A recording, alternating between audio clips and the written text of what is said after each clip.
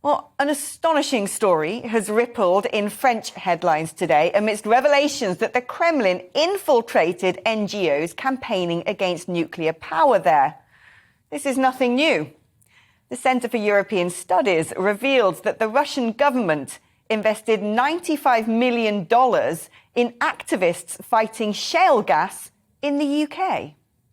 Back in 2014, then NATO chief Anders Rasmussen warned that Vladimir Putin's government was building a disinformation campaign against fracking to ensure continued reliance on Russian gas, and made clear that fracking should be used to shore up Europe's energy security.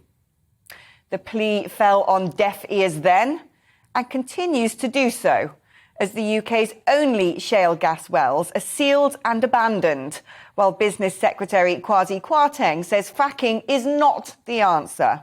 Well, appalling headlines today that the UK is set to spend more than £2 billion importing Russian gas this year should surely prompt a rethink. Our business and economics editor, Liam Halligan, is here to explain to us more. Liam, do you understand this? I mean, 10 years ago, when people were saying we should frack, Putin will have a lot of leverage if we continue this dependence on Russian gas. And in fact, we could be self-sufficient in energy, if not even an energy exporter. You would think today that those lessons have been learned, but apparently not. Well, in a conflict like this, Alex, grown-up people, while obviously focusing on the military escalation, the humanitarian fallout, you got to keep your eyes on the money. As I do on my show every lunchtime from 1 till 2. And clearly Putin has been preparing for this invasion. He's been building both oil and gas pipelines to China, now the world's biggest energy importer in recent years, in order to maintain his leverage over the West in case they feel like sanctioning Russian oil and gas and starving him of funds. But also, of course, the Russians won't want the fracking industry to develop in the UK because we are a major energy importer as well. The whole of Western Europe, as you know, imports about 40% of its gas from Russia. And since 2018, here in the UK, the government has imposed a moratorium on fracking in Britain, a moratorium on extracting what's called tight formation shale gas, which that moratorium's been there for 4 years. It was very much introduced under the auspices of environmental campaigners, the Green lobby. Of course, the Conservatives have been keen to be seen as close to the environmental lobby, lots of young people as they try and build their voter base. But guess what? Fracking provides, if it was going to happen in the UK, we've had exploration wells in many parts of the country, not least in the northwest. It provides not only lots of jobs in areas where jobs are needed, often those red wall seats that we often talk about, it also would allow us to develop a lot more of our domestic energy supply alongside North Sea oil and gas, which has also been limited with the government, again, under the kind of COP26 auspices, the green environmental agenda, not extending as many licenses as it has in the past. But I tell you what, Alex, I talk to a lot of people in government a lot of the time. There is now a big pressure on the business secretary. There's big pressure on Downing Street, not only to end that moratorium on fracking, but also to allow more exploration, the development of oil and gas in the North Sea in order to bolster Britain's energy security. Just today, Richard Dearlove, who's the former head of MI6, has come out and said that we need to get fracking. And I think many more people, as energy bills spiral, as the cost of living here in the UK goes up, a lot more people are going to be saying, maybe we do need to move to renewable energy, maybe we do need to pursue this net zero agenda, but more slowly, more gradually, with more use for now of oil and gas.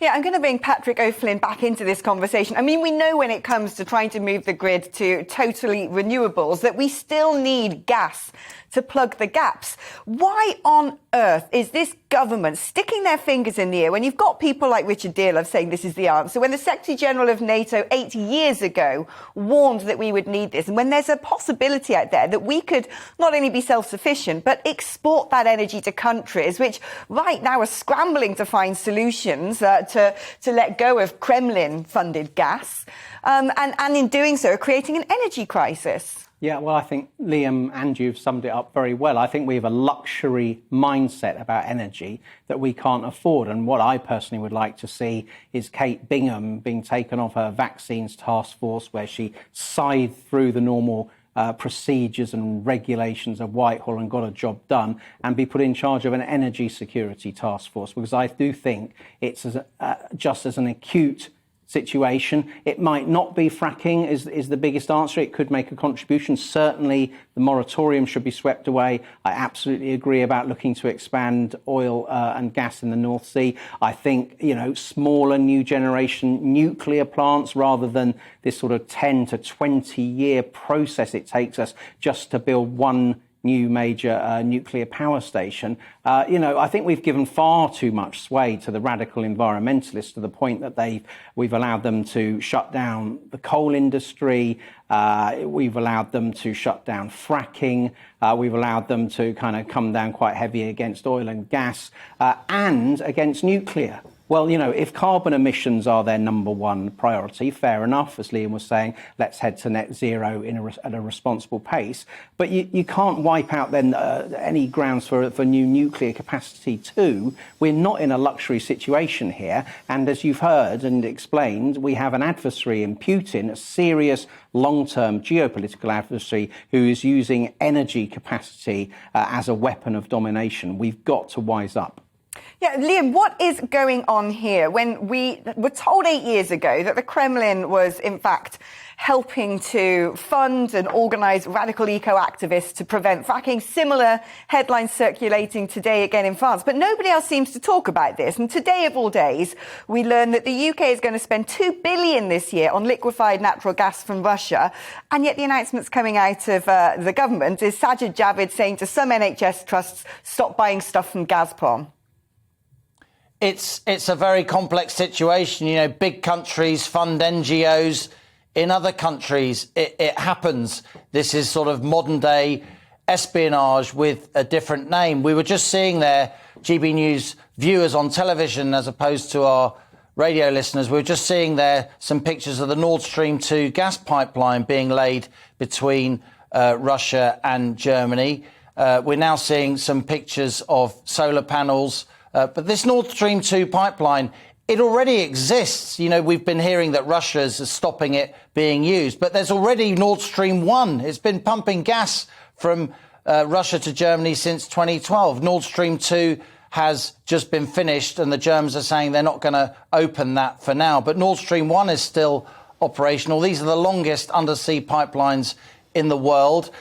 For the Russians, Nord Stream 1 was strategic because it meant that they didn't have to then pipe gas across Ukraine, which meant Ukraine became strategically less important. That's what Ukraine and many other powers were concerned about. But be in no doubt, Putin's been building pipelines, gas and oil pipelines, to China as well. So this invasion has been a long time coming. He's been preparing for it. He's been building up his financial reserves. I don't think he will have banked on central banks across the Western world sanctioning the Russian central bank. An astonishing move, which means the Russians can't get hold of the dollars, the pounds and the euros that they own in order to shore up their own currency, in order to shore up the savings, the ruble-denominated savings of their own population. So this is a very, very complex situation, Alex.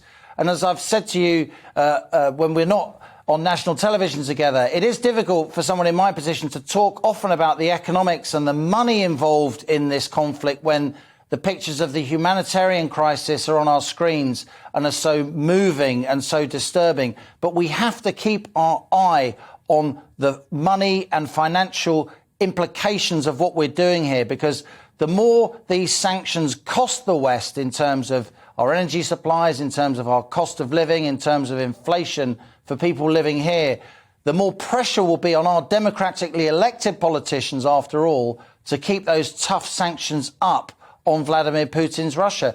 This money and finance part of war, this is not a tasteless side subject. It's a major part of the conflict that we're seeing here. And when it comes to this East-West conflict, there is an economic war now alongside this conflict, military conflict between Russia and Ukraine. Indeed. Now, not long left on programme. So in a word, both of you, Liam, is it time to frack?